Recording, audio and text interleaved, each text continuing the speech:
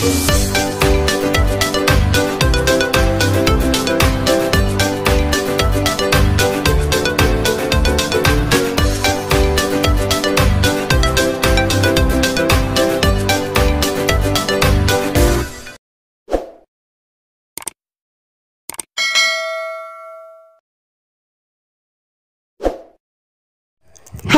assalamualaikum adik-adik kelas 4.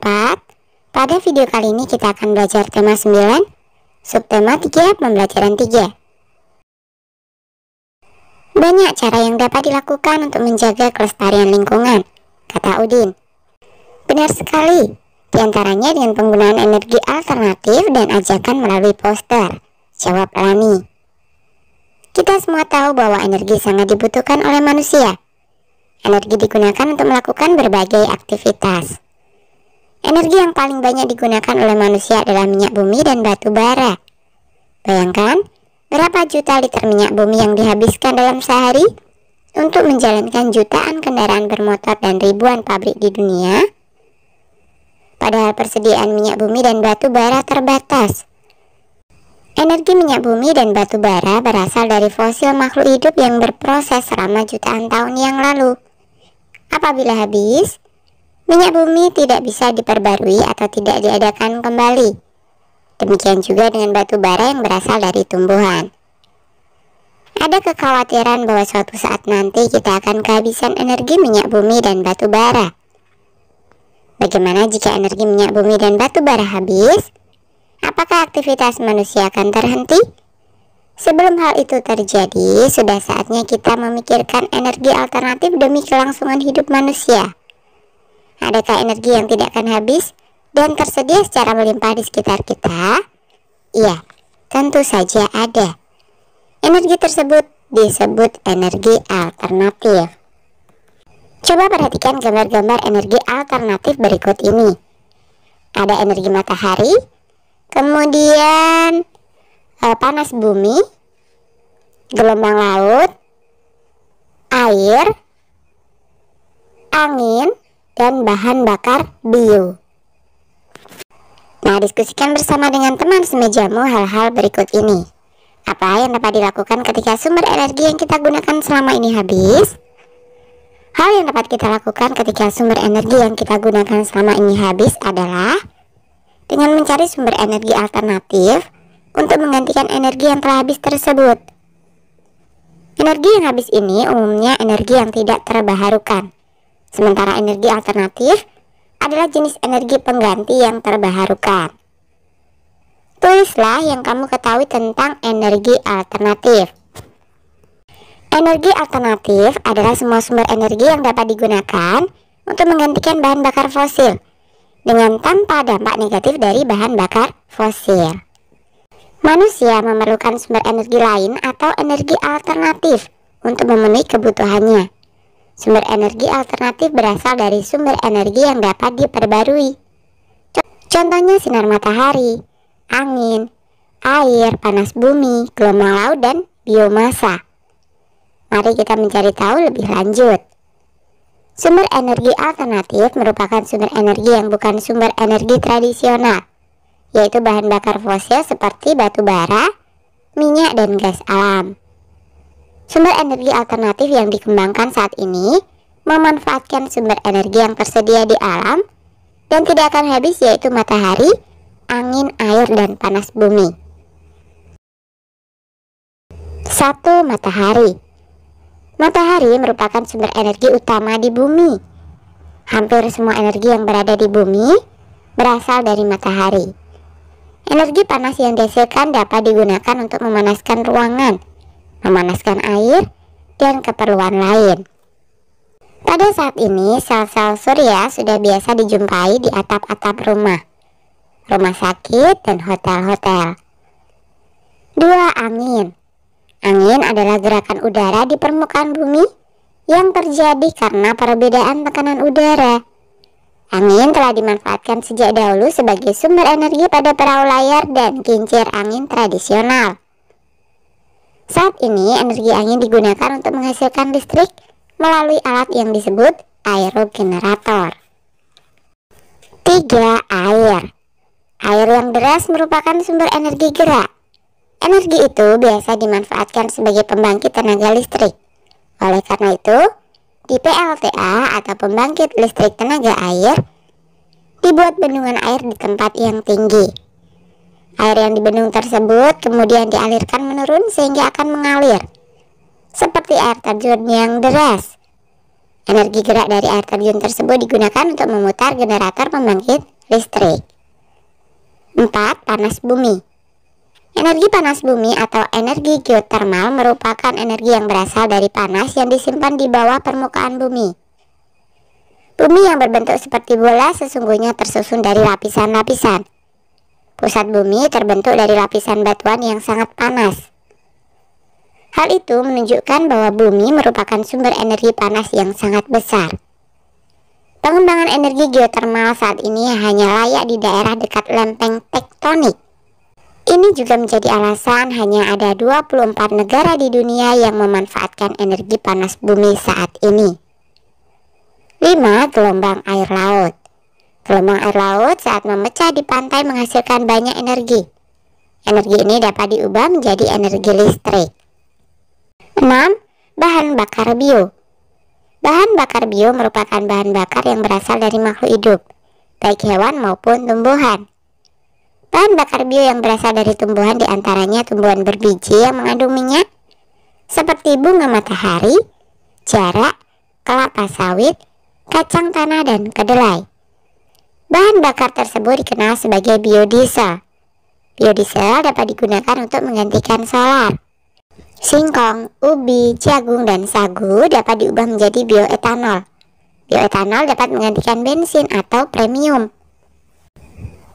Bahan bakar bio juga dapat berasal dari kotoran hewan. Bahan bakar tersebut dikenal sebagai biogas. Kotoran hewan yang ada dimasukkan ke dalam ruangan bawah tanah atau lubang. Penguraian kotoran hewan dengan bantuan bakteri akan dihasilkan gas metana yang digunakan sebagai sumber energi panas kompor. Selain itu, bahan bakar ini dapat juga dimanfaatkan untuk bahan bakar kendaraan bermotor. Membaca bacaan berikut dengan nyaring. Kompor biogas kotoran sapi makin diminati. Program pemerintah untuk menghemat energi direspon positif oleh warga masyarakat. Salah satunya Latif Wilopo. Latif Wilopo adalah merupakan warga desa Ngereco, Kecamatan Kandat, Kabupaten Kediri, Jawa Timur. Dia dan keluarganya memanfaatkan kotoran sapi untuk dibuat kompor biogas. Kini, dia dan keluarganya tidak perlu lagi pusing-pusing membeli tabung gas LPG. Oleh karena dia telah membuat instalasi kompor biogas hemat energi yang memanfaatkan kotoran sapi. Sudah hampir setahun Latif dan keluarganya memanfaatkan biogas tersebut sebagai pengganti gas LPG untuk memasak. Hasilnya juga cukup lumayan, karena uang belanja untuk membeli gas LPG dapat dihemat untuk keperluan lainnya, termasuk saat terjadi kelangkaan LPG. Istrinya pun tetap bisa memasak. Menurut Latif, memakai tabung gas LPG dengan biogas dari kotoran sapi tidak ada bedanya serta tidak berpengaruh pada rasa makanan. Meskipun biogasnya dari kotoran sapi, masakannya pun tetap lezat. Selain itu juga murah. Sebelum memakai biogas kotoran sapi, setiap bulannya Latif harus mengeluarkan biaya Rp52.000 untuk membeli gas LPG dan belum lagi jika terjadi kenaikan harga LPG. Namun sekarang dia sudah tidak perlu lagi membeli gas LPG. Ide membuat instalasi kompor biogas muncul karena di belakang rumahnya menjadi tempat kandang kelompok peternak sapi. Ada sekitar 10 ekor sapi yang setiap hari menghasilkan sekitar 200 kg limbah kotoran sapi yang terbuang sia-sia. Limbah kotoran sapi tersebut hanya dipakai sebagai pupuk kandang. Nah, mari menjawab pertanyaan berikut berdasarkan bacaan di atas. Apakah yang dimaksud biogas kotoran sapi?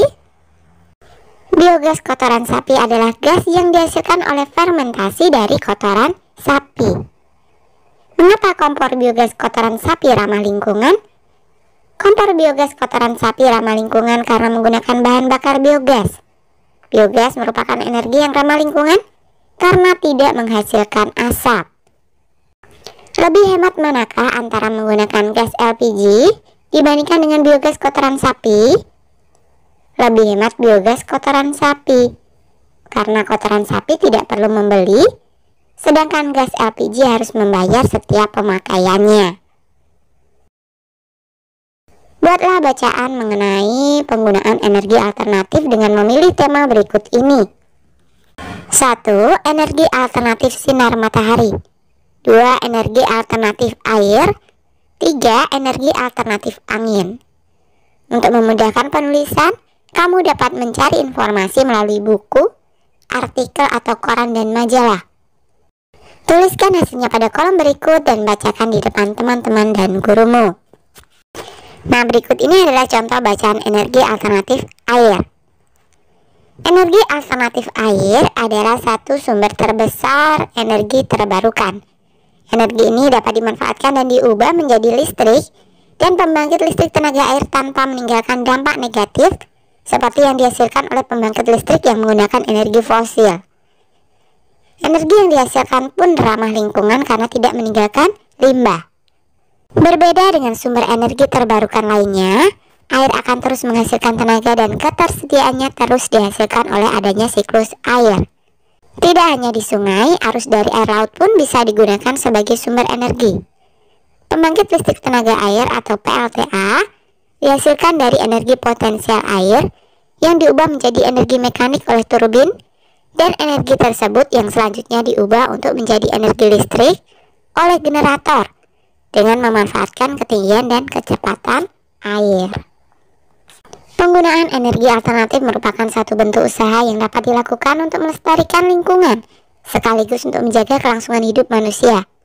Namun, kesadaran untuk melakukan usaha-usaha pelestarian lingkungan tersebut tidak sepenuhnya disadari dan dilakukan oleh masyarakat.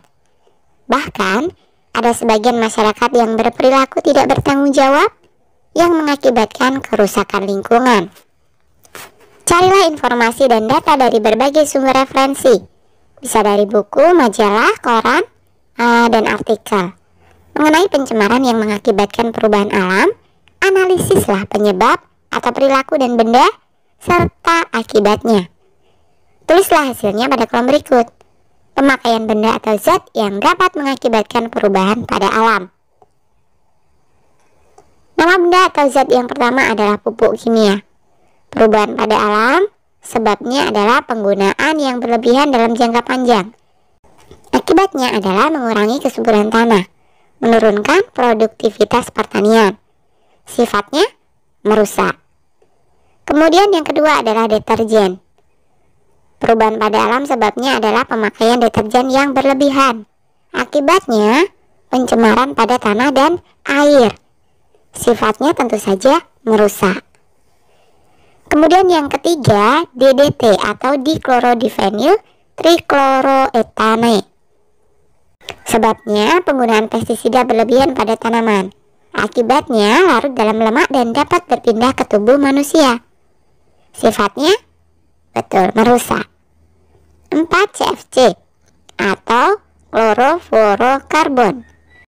Sebab perubahan pada alam adalah penggunaan gas pendingin yang ada pada AC.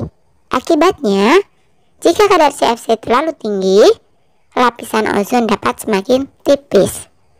Sifatnya tentu saja merusak. 5. Bahan peledak.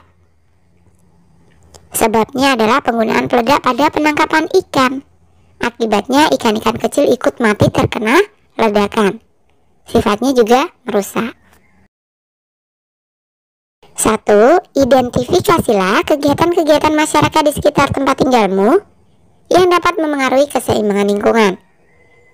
Kegiatan manusia yang memengaruhi keseimbangan lingkungan sekitar. Yang pertama adalah penebangan dan pembakaran hutan. Kemudian penggunaan bahan-bahan kimia dan pestisida secara berlebihan. Eksploitasi sumber daya laut dan penggunaan kendaraan bermotor. 2. Coba amati gambar di bawah ini dengan seksama. Coba kita lihat gambar yang pertama ya. Jelaskan keterkaitan antara perilaku orang pada gambar dengan keseimbangan alam. Perburuan liar dapat mengakibatkan keseimbangan alam terganggu karena akan mengakibatkan kepunahan fauna yang berperan penting dalam ekosistem. Nah, kemudian gambar yang kedua ini jelaskan keterkaitan antara perilaku orang pada gambar dengan keseimbangan alam.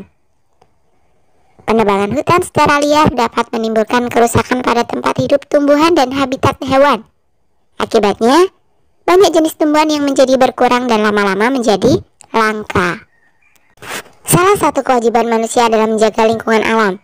Apa yang terjadi jika manusia tidak melaksanakan kewajiban tersebut? Carilah jawaban pertanyaan tersebut dengan bertanya kepada narasumber di sekitarmu. Kamu dapat bertanya kepada orang tuamu, bapak atau ibu guru, atau orang-orang lain di sekitarmu. Buatlah laporan hasil wawancaramu seperti contoh dalam kotak berikut. Laporan hasil wawancara. Nama misalkan Dayu. Pertanyaan yang diajukan, apa akibatnya jika manusia tidak melaksanakan kewajiban terhadap lingkungan alam? Hasil wawancara, narasumber yang pertama adalah orang tua. Jawabannya, alam akan menjadi rusak. Kemudian narasumber yang kedua adalah ketua RT. Jawabannya adalah terjadi pemanasan global. Narasumber yang ketiga adalah sepupu. Menjawab akan timbul bencana alam. 4 tetangga, jawabannya adalah alam menjadi tidak seimbang. Kemudian narasumber yang kelima adalah teman sekelas. Jawabannya adalah terjadi pencemaran lingkungan. 6 anak tetangga, menjawab sebagian sumber daya alam akan musnah. 7 kakak, jawabannya adalah keseimbangan ekosistem akan terganggu. Kemudian narasumber yang kedelapan adalah adik, menjawab kebutuhan manusia tidak terpenuhi. Narasumber yang ke-9 adalah paman, jawabannya akan timbul berbagai macam penyakit. 10 bibi, menjawab kehidupan manusia akan terganggu. Kesimpulannya, jika manusia tidak melaksanakan kewajibannya terhadap alam, maka kehidupan manusia akan terganggu. Menumbuhkan kesadaran untuk melestarikan sumber daya alam, salah satunya adalah sumber energi, dapat dilakukan oleh diri sendiri dan mengajak orang-orang di sekitar kita. Media yang dapat digunakan untuk melakukan ajakan tersebut dapat berupa poster.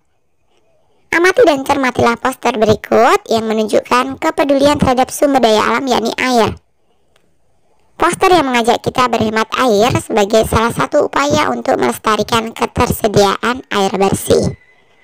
Coba kita perhatikan poster berikut ini ya.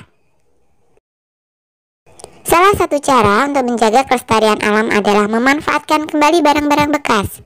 Ayo kita manfaatkan bersama barang-barang bekas.